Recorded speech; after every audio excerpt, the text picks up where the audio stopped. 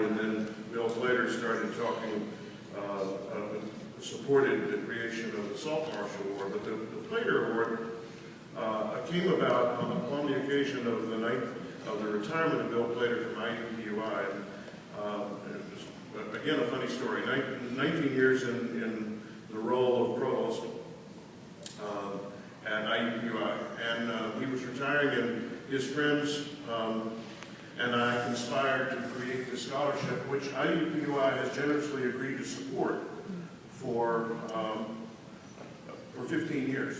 And the first 6 or 7 recipients, Bill being the first, but the first 6 or 7, the award is $1,000 and a commemorative. And the offer that I will present that award on the individual recipient's campus. And since the award was given, no one has turned down the offer of having me come to, in some faculty convocation or some other event on their campus and present it. And so the pattern that's emerging is that we give the money today and we give the commemorative whenever they want me to show up and do that up on their own ground.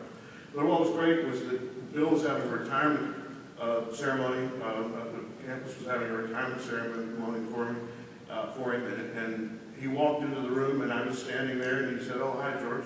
And then he looked back at me a little, and it was obviously sort of perplexed about why I was there, but he was busy, and people were saying hello to him, and he didn't think much about it. And then, of course, we unveiled this award at his retirement. It was great fun. But since then, the award has been given to a series of provosts, only national award for provosts in the United States. And so today it's my pleasure to award the William M. Plater Award for Leadership in Civic Engagement once again. And we went through a competition. The last 3 recipients are always the selectors of the new recipient. We had this year, as before, a powerful collection of award candidates, but the decision of the committee was unanimous, and it is my pleasure to read the report from the committee to you. The review committee unanimously and enthusiastically recommends that Dr. Mel Netzhammer of Keene State University receive the 2012 William Plater Award for Leadership in Civic Engagement. Stand up.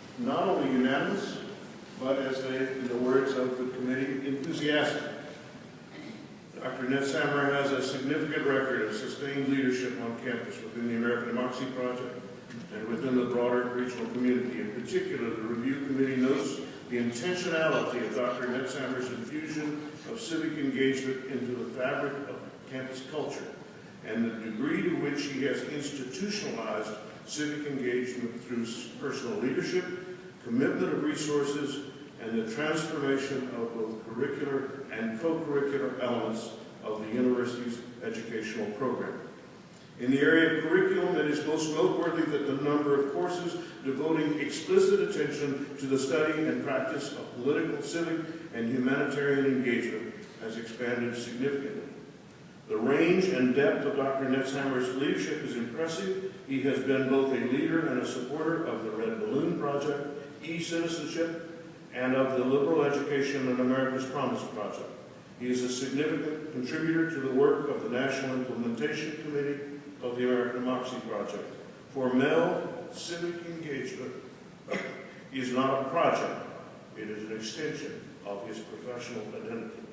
His nomination file notes that his leadership style as a provost encourages the engagement of all in the many tasks of educating students. He is an effective spokesperson for the university in the often turbulent arena of legislative support for higher education.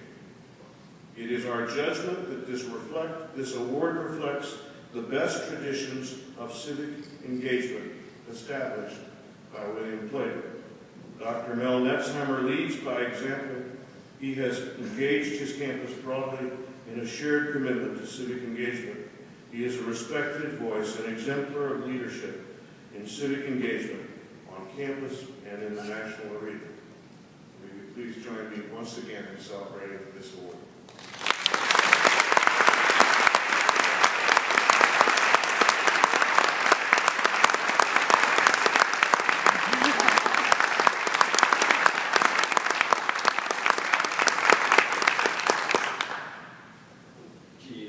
Thanks.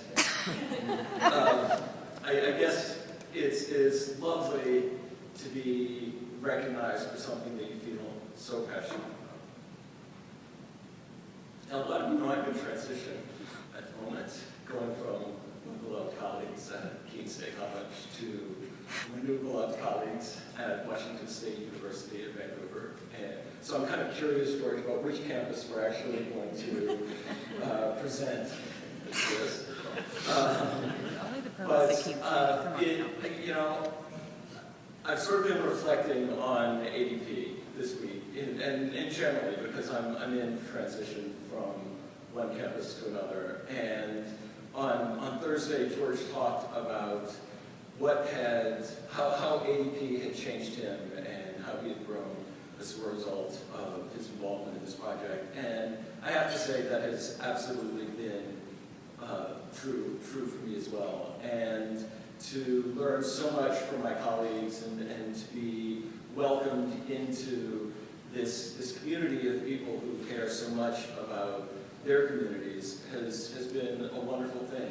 And I guess as I've been thinking about this, the only thing that I would add to what George said the other night is that what ADP has really given me is a glimpse of what's possible. And the fact that we can create spaces where students and staff and faculty all have an equal voice, and where labor and management can work together on a project, and where we can work with people in our community and think of our community members as educators in very creative ways, has been so much of what has informed my work at Keene State College, and what I look forward to informing my work at Washington State University, Vancouver. So thank you all very, very much. This is so appreciated.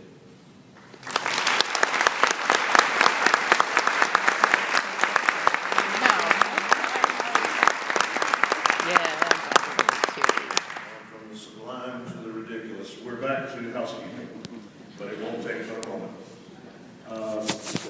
This is